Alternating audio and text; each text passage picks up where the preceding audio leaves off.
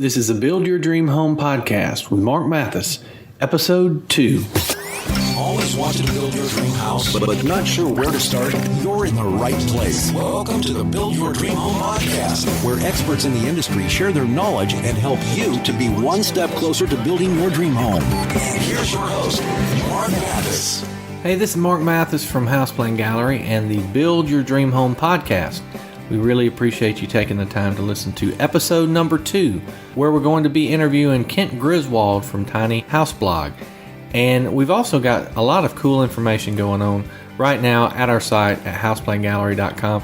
You can actually get access to all the previous podcast episodes by going to HousePlanGallery.com/podcast. And on that page, you'll see a listing of all the different previous episodes, and you can click on any of those to actually see all the show notes, which will contain any links that we talk about in this episode, plus a lot of really cool information. So also, if you're on Facebook, you'll definitely want to check out our Build Your Dream Home Facebook page, and you can get to that at HousePlanGallery.com/Facebook. You'll be automatically redirected over there. And on that page, that's where we put some really cool stuff that we find on a weekly basis that people are doing all around the country. We find it from a variety of different sources. Some of my most favorite things that we found here recently are hidden rooms in different houses. One that I saw actually had a storm shelter that was built underneath the kitchen island.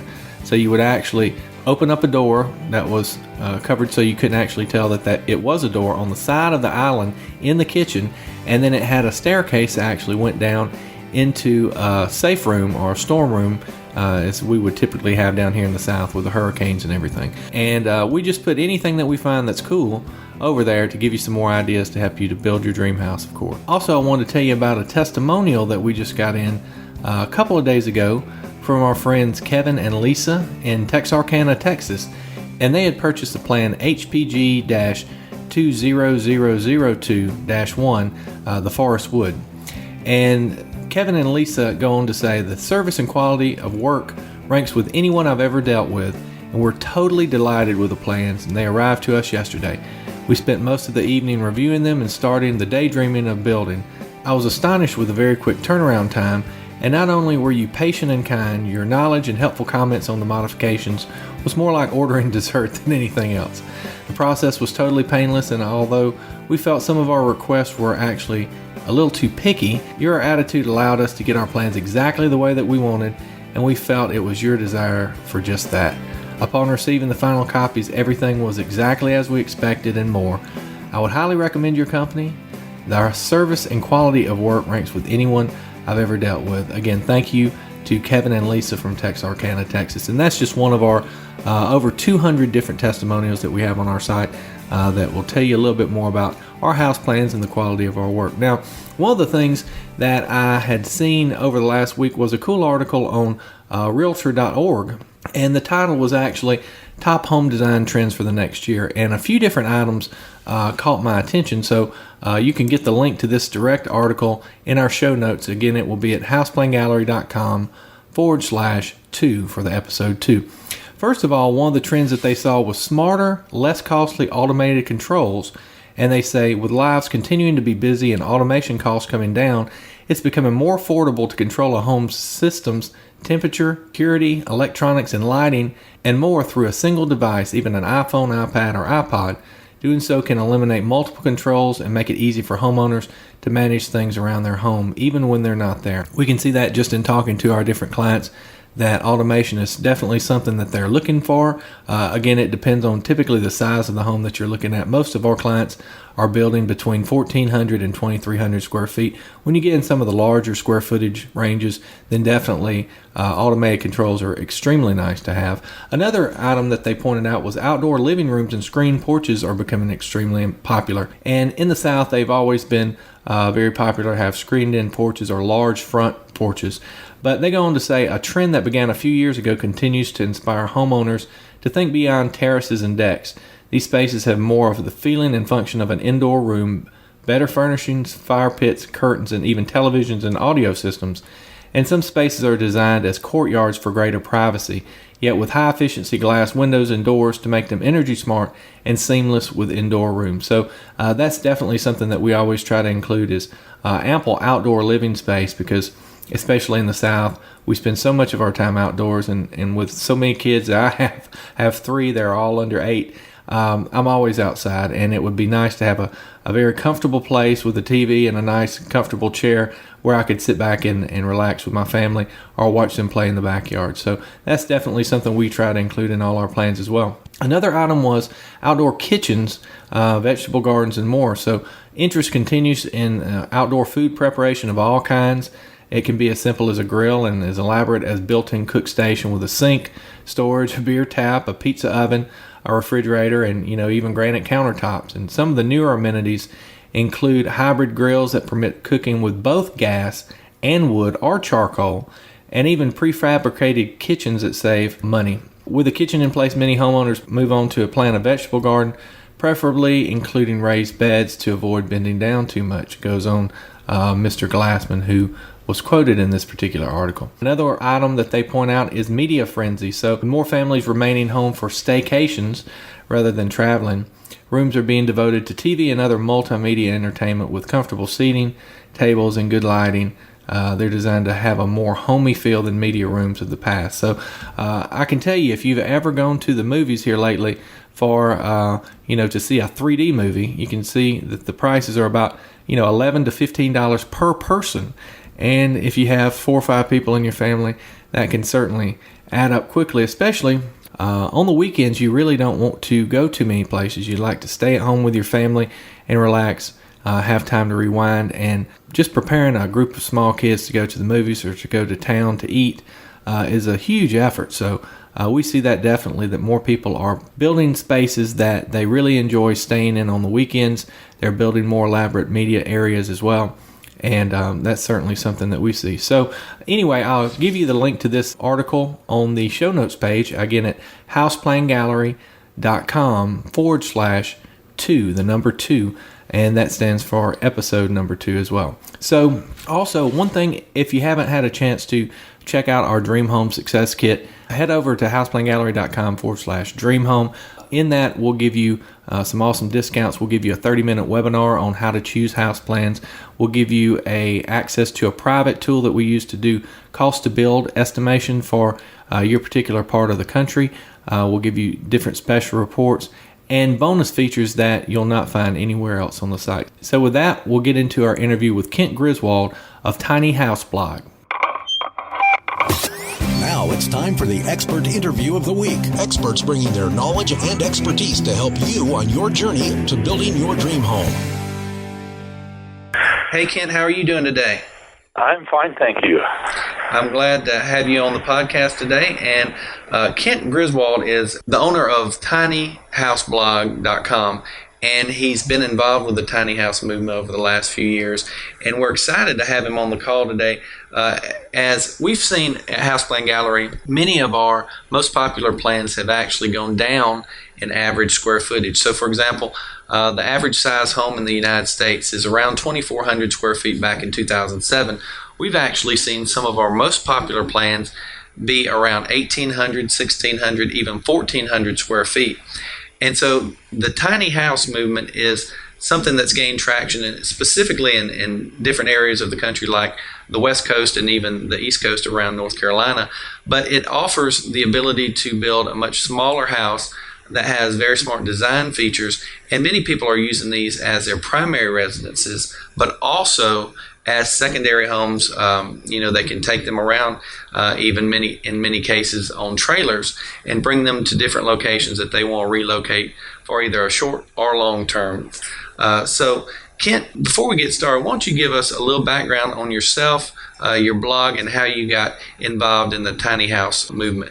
Okay, my background is graphic design, and then I got into the personal computer industry back in the mid-'80s with the desktop publishing era, and I eventually ended up working in a mortgage bank for about 14 years before being taken over by one of the big banks and laid off. And after that, I did odd jobs for a while, and then started a blog. the Tiny House blog, and the initial interest with the Tiny House blog stemmed from my love of rustic, small cabins. It's always been my dream to have one in the mountains. And anyway, once I just started bookmarking different construction techniques on the internet. And during that time, I learned about blogging, and I thought, hey, this would be a great way to share all these bookmarks I had. I had a couple hundred bookmarks and stuff I was passionate about. And along the way, I discovered Jay Schaefer from Tumbleweed Tiny Houses and got in touch with him eventually, and he eventually ended up moving out near where I live, and so I've got to know him personally. But I don't remember the exact reason I chose Tiny House Blog, but I wanted something related to tiny houses, and that's the domain I chose. And it started out from a few readers and has grown to about 8,000 to 10,000 viewers a day. Wow. Now, how common are these tiny houses? I've never personally seen one around here in the South Louisiana area. I've seen smaller, what they call, fishing camps and hunting camps.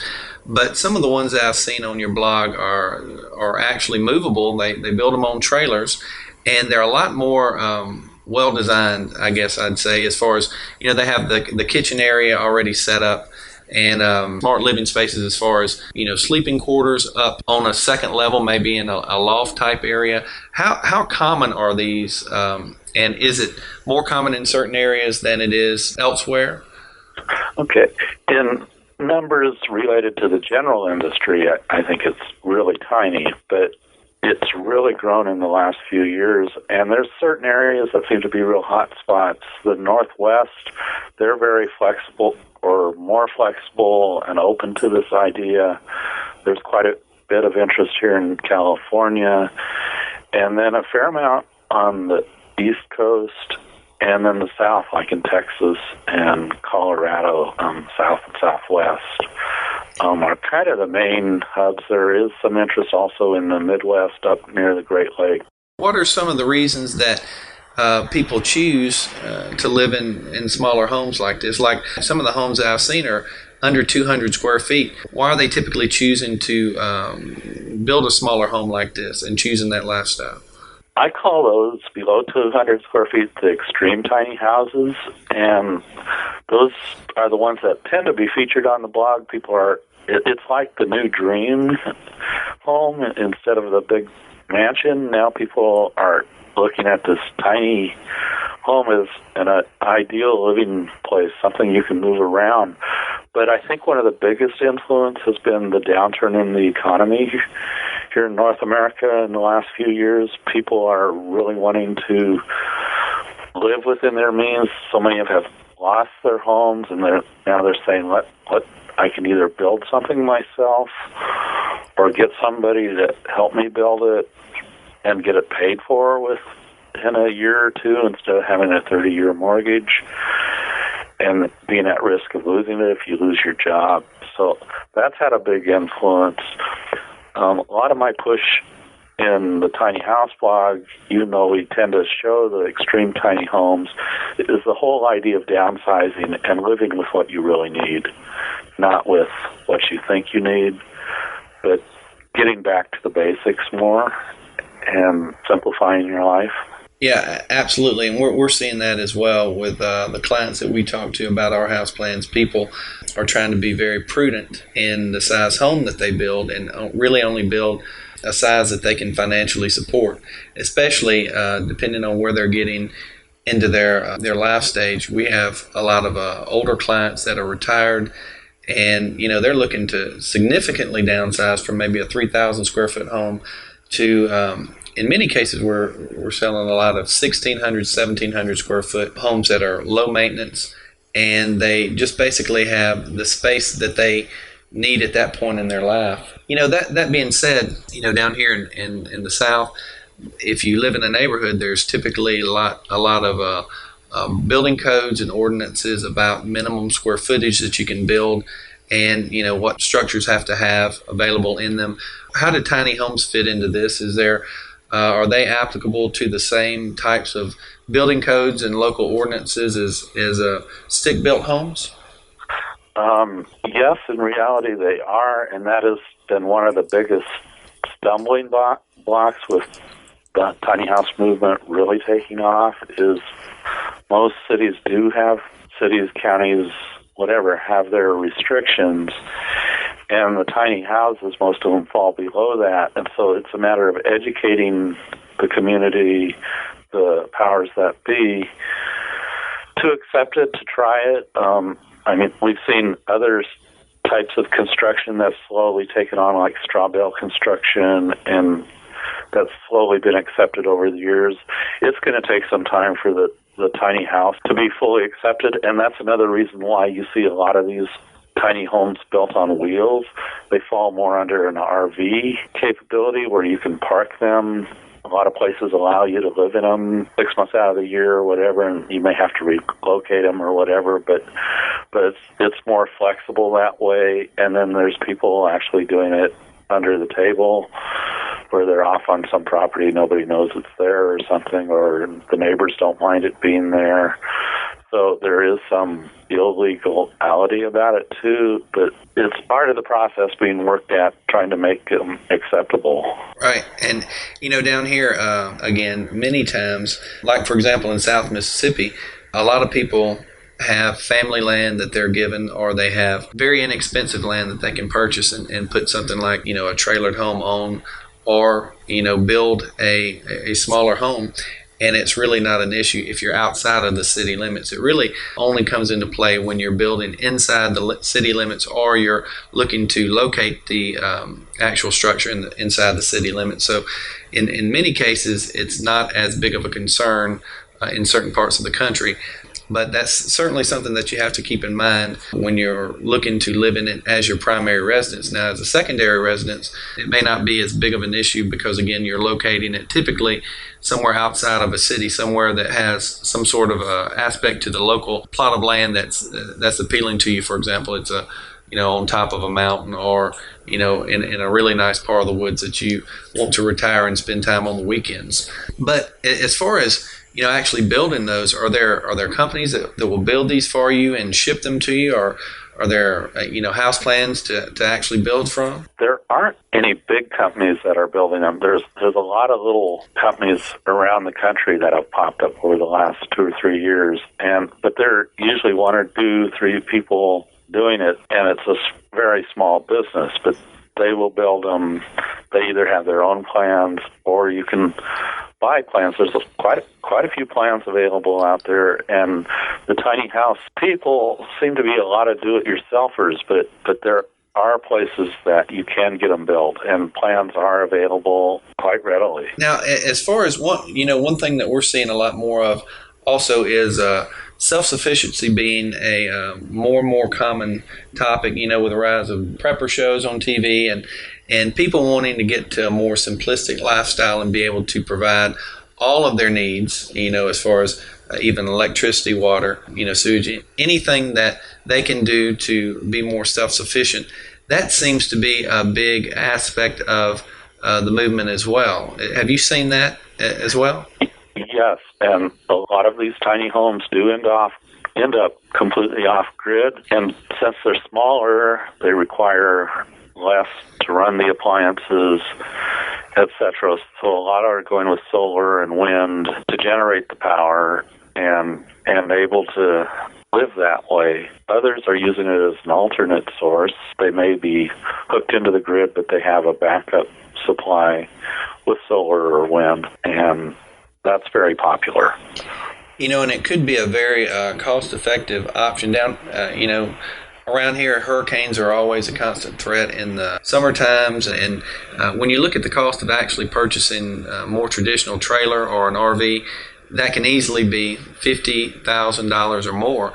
And many of the homes that we're seeing just on your blog and different things could be built, under $30,000, including the trailer and probably including a lot of the different things that they would need to be off the grid, like some solar panels and the water filtration and those kind of things. So it might be a good option for people who live in areas that are prone to, for example, hurricanes, the southeastern United States. This could be a good option for them. They could have this tiny home built on a trailer that they could quickly move to a different location that's more safe before a hurricane occurs, and they would have a more usable spot for their family to be able to, live on a day-to-day basis while maybe their house is being repaired, or it's not safe to go back into that area versus, having to scramble for hotel rooms. They're always in short supply, and food and that sort of thing. You could build up a stockpile and really be off the grid and depending off,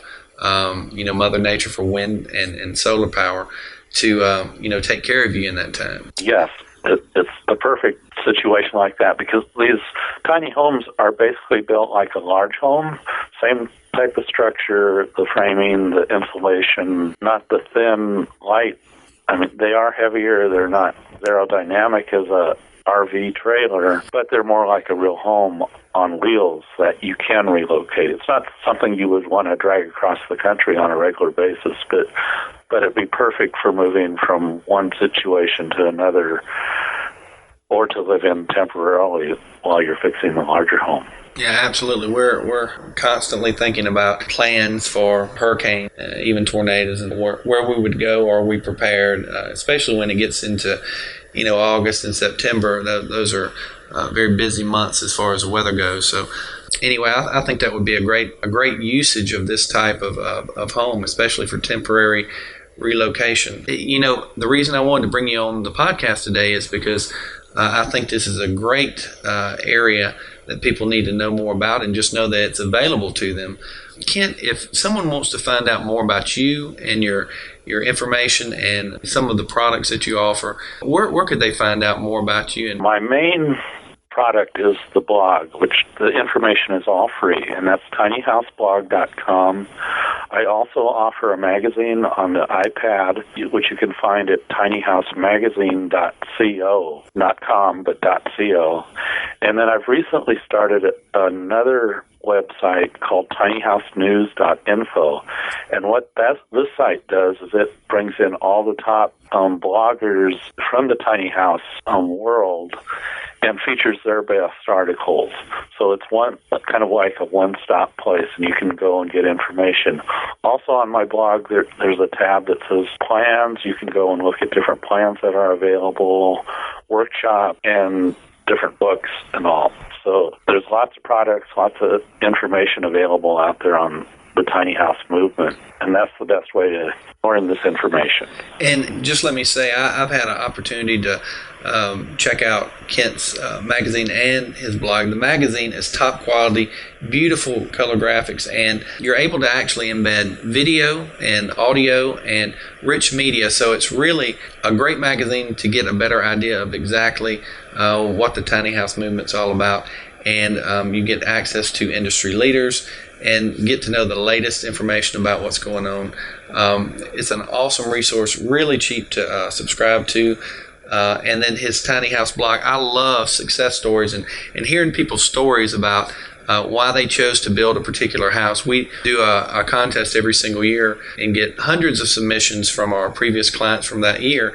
And we want to find out exactly what was going on in their life when they chose to actually build this particular house and why this house fit their needs at that time. If you look on his blog, he has videos and interviews and articles, all from people who are actually living this lifestyle, and you can find out more about, what was their thinking at the particular time that they decided to go this route. And so if you're looking for inspiration, it's a great resource, and I highly recommend you checking it out. So Kent, just appreciate you taking the time to be on the call with us today. And if anyone wants to check out more info from him, you can go again to the tinyhouseblog.com or tinyhousemagazine.co and get all his information there.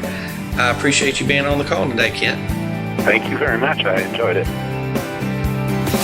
Are you excited about building your new dream home and want instant access to even more bonuses? Then just head over to www.houseplangallery.com/dreamhome to claim our new Dream Home Success Kit, which includes thousands of dollars worth of additional videos, training, tools, secret online resources, and much more. Again, that website is www.houseplangallery.com/dreamhome. It is completely free to join. So what are you waiting for?